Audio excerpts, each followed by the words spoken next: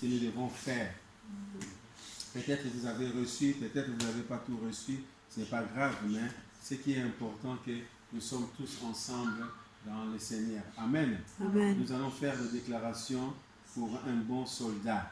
Amen. Je ne sais pas si on l'a déjà fait, mais si j'ai à cœur de le faire, c'est cette déclaration que nous pouvons le faire et ça soit vraiment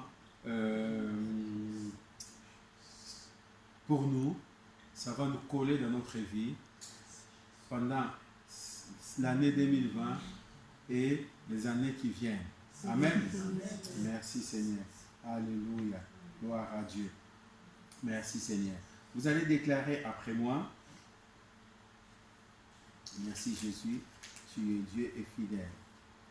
Selon 2 Timothée 2, 3 à 5. Selon 2 Timothée 2, 3 à 5.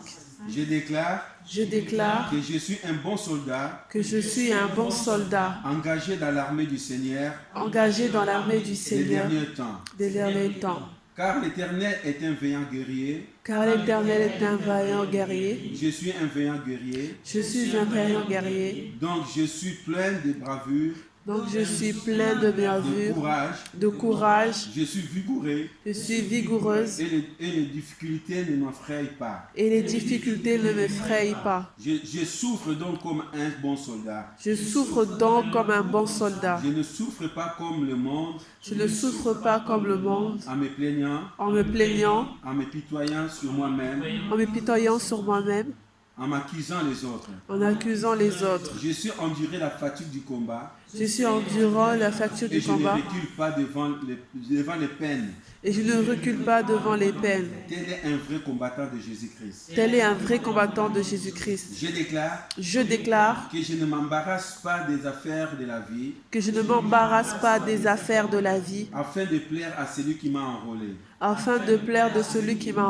Mais selon 1 Pierre 5, 7. Je me décharge sur lui de tous mes soucis. Car lui-même prend soin de moi. De plus, selon Luc 21, 34.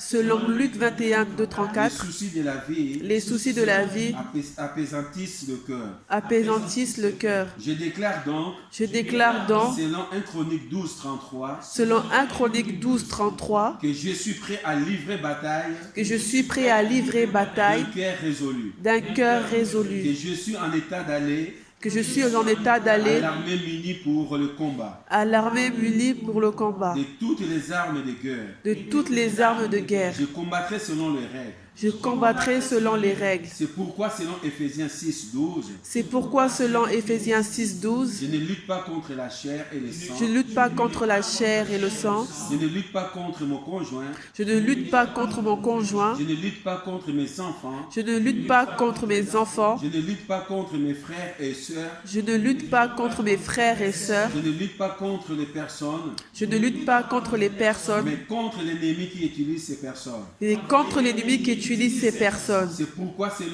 C'est pourquoi selon 2 Corinthiens 2 et 10, je pardonne afin de ne pas laisser à Satan l'avantage sur moi. Car je n'ignore pas ses desseins. Je déclare que l'ennemi ne prendra pas avantage sur moi. Sur mon mariage. Sur ma relation avec mes frères et sœurs. Sur mes enfants. Sur mon église, sur ma ville, sur mon pays, sur mon ministère. C'est pourquoi, selon Éphésiens 6, 13, je prends toutes les armes de Dieu. Je résiste dans les mauvais jours. Et je tiens ferme après avoir tout surmonté. C'est pourquoi, selon Luc 4, 18 et 19, j'irai avec l'onction de Dieu, annoncer une bonne nouvelle aux pauvres. Annoncer une bonne nouvelle aux pauvres. J'irai avec une onction de Dieu. J'irai avec une onction de Dieu. De guérir le cœur brisé. De guérir le cœur brisé. J'irai avec l'onction de Dieu. J'irai avec l'onction de Dieu. Proclamer aux captifs la délivrance. Proclamer aux captifs la délivrance. J'irai avec l'onction de Dieu. J'irai avec l'onction de Dieu. Renvoyer libre les opprimés. Renvoyer libre les opprimés. J'irai avec l'onction de Dieu. J'irai avec l'onction de Dieu. Publier une année de grâce du Seigneur. Publier une année de grâce du Seigneur. C'est pourquoi, selon Marc 16, j'irai prêcher la bonne nouvelle au nom de Jésus. J'irai prêcher la bonne nouvelle au nom de Jésus. Je chasserai les démons. Je chasserai les démons. J'imposerai les mains aux malades. J'imposerai les mains aux malades. Et les malades guériront. Et les malades guériront. Le Seigneur travaillera avec moi. En confirmant sa parole. Par les miracles qui m'accompagnent. Selon 2 Corinthiens 5, 17. Selon 2 Corinthiens 5, 17. Je déclare que je suis une nouvelle créature en Christ.